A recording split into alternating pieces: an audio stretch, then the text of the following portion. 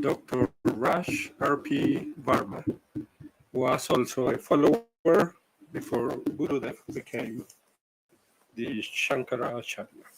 Dr. Varma was not a brahmachari, however. He made his living as a photographer and artist. He said that he didn't like gurus because he noticed that most people who went to gurus never changed. They were as bad as before. One day, a friend told Dr. Varma, I know you don't like gurus, but there is a guru in Jabalpur you must see. He is completely different from all those others we have known. You must come with me tonight to see him. Dr. Varma told him he would come with him. Then he complained about not knowing how to behave around such people. His friend told him not to worry. Just do as I do, he said. That evening they went to the house where Guru was staying. They knocked at the door and a brahmachari answered it. They told him they wanted to see the Guru. He took their names and told them to wait. After a few minutes, he came back and said, Yes, you can come in. Please follow me.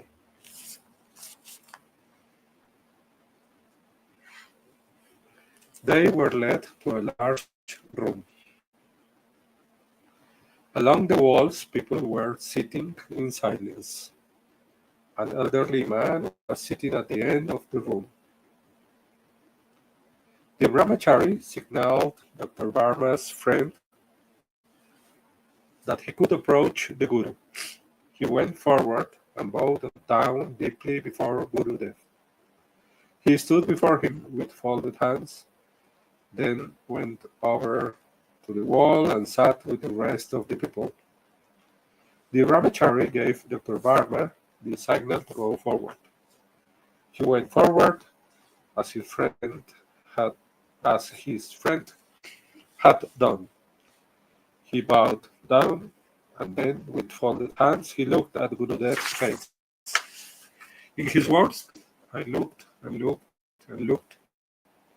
I was completely fascinated by the beauty and majesty of his personality.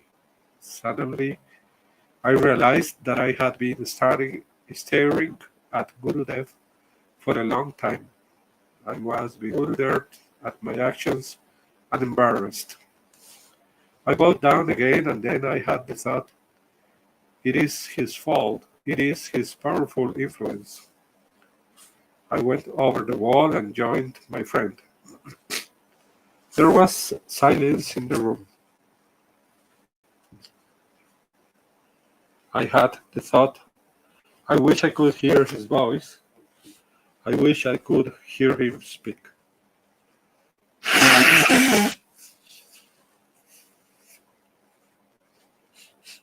Then Gurudev said, I usually do not speak. I speak only when someone asks me a question. That frightened Dr. Varma. Dr. Varma visited with Gurudev every time he got the chance after that. He asked for initiation several times, but each time he was refused. Finally, after waiting a long time, Gurudev told him he had proven his perseverance and initiated him.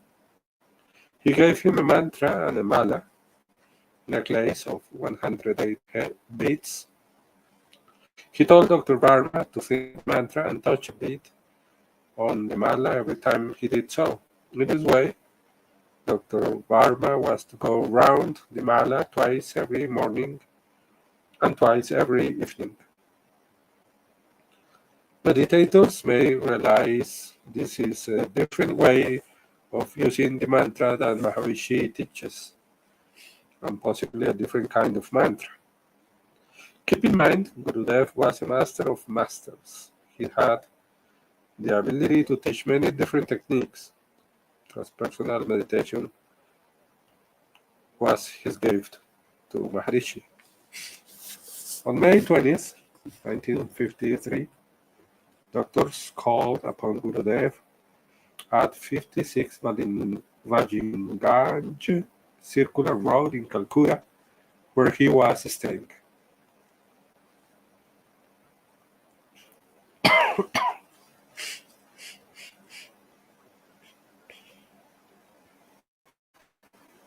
The last 12 years as Shankaracharya had been very strenuous ones. This seems to be another story. So let's start with it again. On May 20th, 1953, doctors called upon Gurudev at 56 Valinganj Circular Road in Calcutta, where he was staying. The last 12 years, as Shankaracharya had been very strenuous ones, and his health had suffered as a result. Homeopathic remedies had failed, so now allopathic treatment was being tried. The doctors examined him, and the chief doctor said, "Everything is all right. His heart beat is good."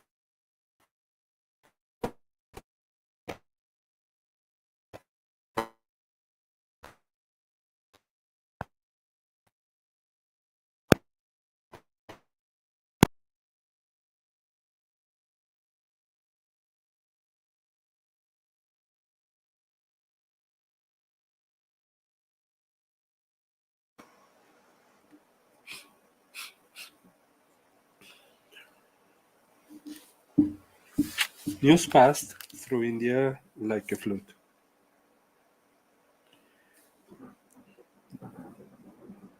There were calls and telegraphs from all across the country as All India Radio broadcast the news. His body would be taken to Kashi for the final rites. Disciples, devotees, and admirers from all over India took whatever means of transportation they could arrange and rushed to Kashi to pay their last respects to the great master. His body was placed on a truck in a seated position and taken to the Howrah railway station. A specially decorated coach was connected to the Delhi Express, and the body reached Mughal Sarai early the next morning.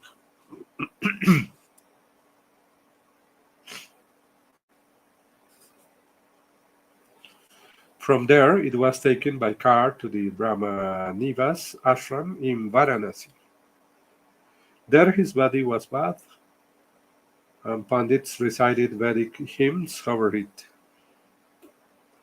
A specially constructed throne was made, and his body was carried on that in a decorated truck to the Dashwamek Ghat on the banks of the Ganges. From there, it was conveyed on a king-sized barge which moved slowly towards Kedar- Kedareshwar Mahadev, a temple of Shiva. The barge was escorted by a fleet of boats. When they reached Kedar Ghat, Guru Dev's body was transferred to a specially constructed stone casket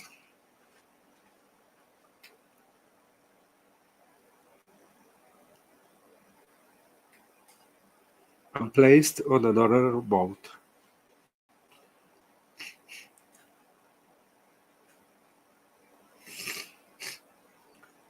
His kamandalu and dant were set beside his body, and the coffin was shut.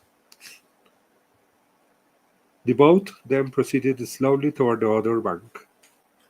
Another boat moved alongside, equipped with gas lights. When the boat reached the middle of the river, it stopped. The casket was lowered over the side, and Brahmachari Mahesh Yogi dived alongside it to make sure it was aligned properly. He was under the water for over 2 minutes. People began to worry that they had lost him too, but presently he surfaced, took a deep breath, and dived again. Again he was under water for over 2 minutes. At last he surfaced and climbed into the boat. Maharishi, recalling this event, says that he too dropped the body and went with Gurudev, but Gurudev brought him back. Again Gurudev left, and again Maharishi dropped the body and followed him, only to be brought back again. A third time Gurudev left, and again Maharishi followed him and was brought back. Gurudev said, "Look, where do you think I am going? You are not through here. You should stay." Maharishi realized that Gurudev lives forever in his heart, and that he could never really be separated from him. He had been secretly given Gurudev's highest teaching, and he had been told his life was not yet through. And the next chapter is Maharishi Mahesh Yogi.